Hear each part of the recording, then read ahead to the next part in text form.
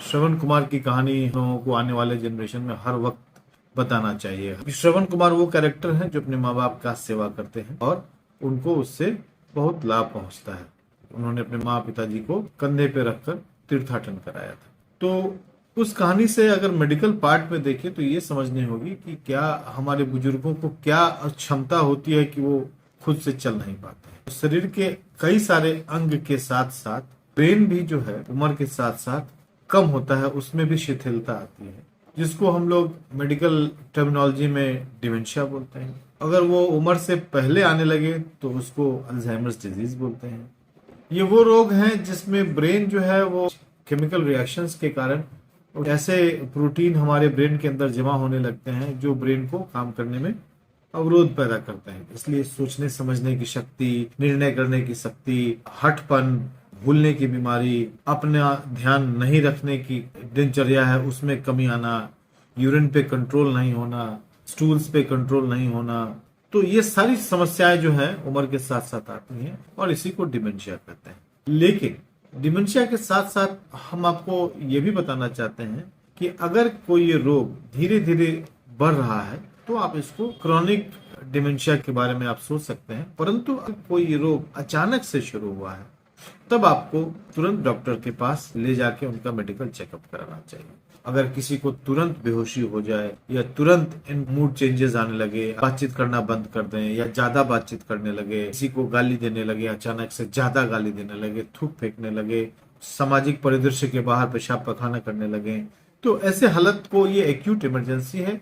ये कई दफा स्ट्रोक का लक्षण है। स्ट्रोक जहाँ पे ब्रेन में नस जो है वो सूख जाता है या नस जो है ब्रेन का वो फट जाता है, जिससे ब्लड जो है वो चारों तरफ फैल जाती है, उसको स्ट्रोक कहते हैं। साथ साथ कुछ ऐसे शरीर के अवयव हैं जिसको हम लोग केमिकल्स बोलते हैं, उसमें कमी होने से या बढ़ने से इस तरह के रोग आ सकते हैं। जैसे सोडियम की मात्रा अगर कम होती है तो लोगों को सोचने समझने की शक्ति कम होने लगती है, बातचीत करने की क्षमता कम हो जाती है, हाथ पैर चलाने की क्षमता कम होने लगती है, बेहोशी का आलम आ सकता है, कई दफा लोग बेहोश हो सकते हैं, मिर्गी का अटैक आ सकता है। उसी प्रकार कैल्शियम अगर कम होता है तो लोगों को पैरों में हाथ, झंझनाहट, चलने में दिक्कत, सोचने समझने की शक्ति में क्षीणता, मिर्गी का दौरा ये आ सकता है। अगर शरीर में शुगर कम होने लगे तो उसमें भी ऐसे ही लक्षण आते हैं, और अगर ज्यादा शुगर कम हो जाए तो लोग बेहोश भी हो सकते हैं।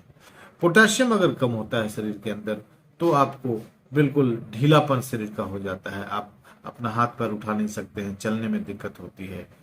अगर आपके अंदर मैग्नीशियम के आयंस की कमी हो जाए तो भी आपको इस तरह का लक्षण आ जाएगा।